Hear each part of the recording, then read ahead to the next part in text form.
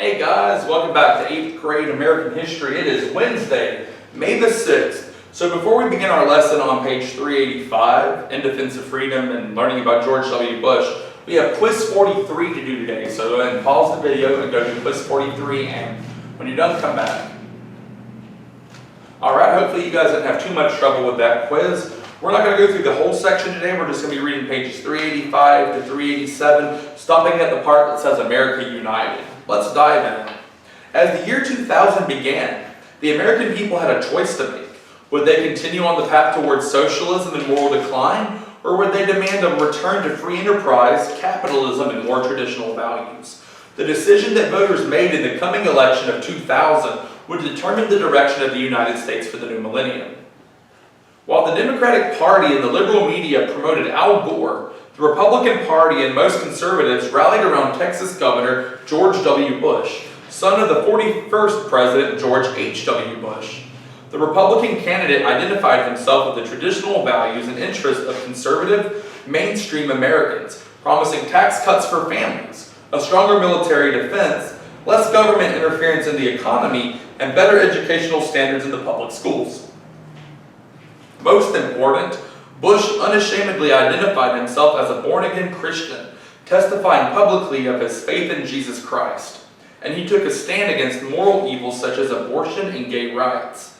As the final election results came in, George W. Bush was declared the victor.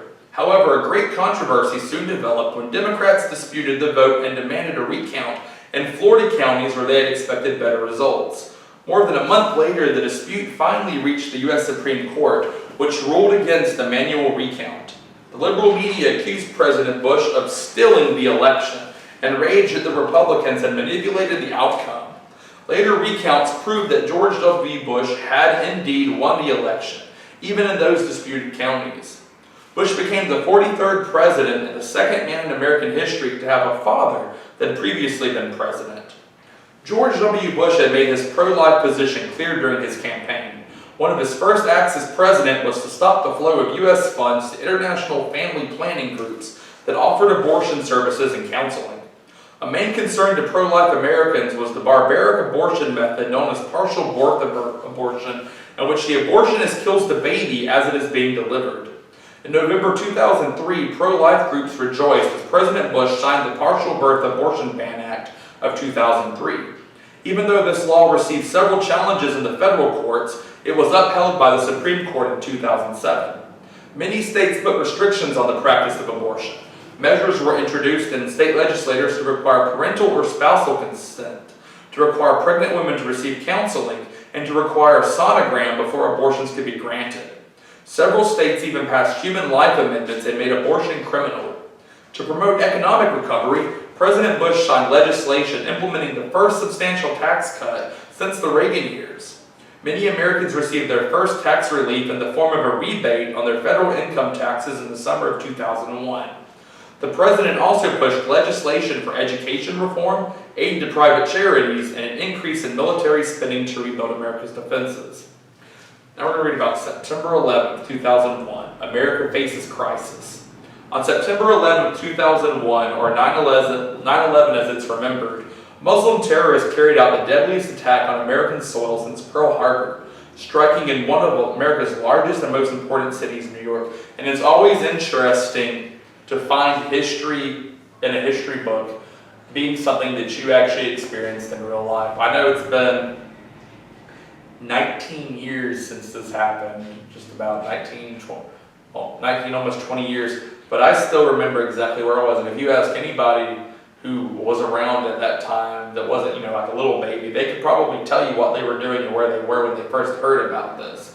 It was a very big thing because not since Pearl Harbor had we really had a attack that claimed this many American lives.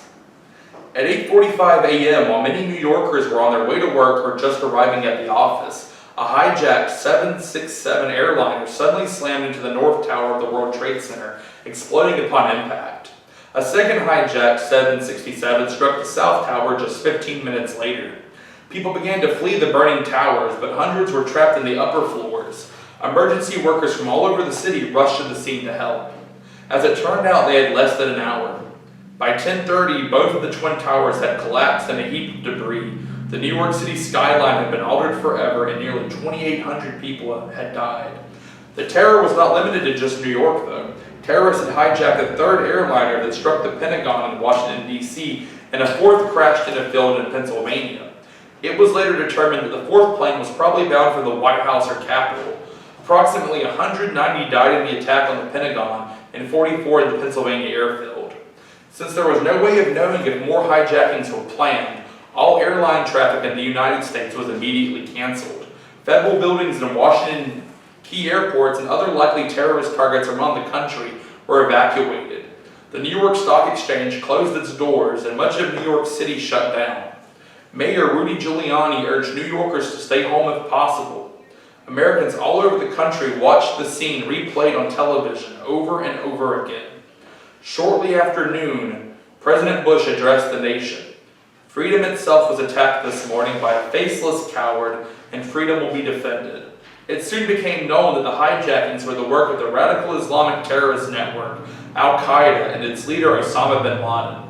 Bin Laden was a wealthy Saudi national that had long been involved in terrorist activities.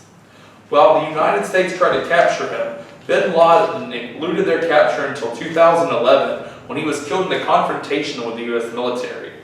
And that is where we're going to end today.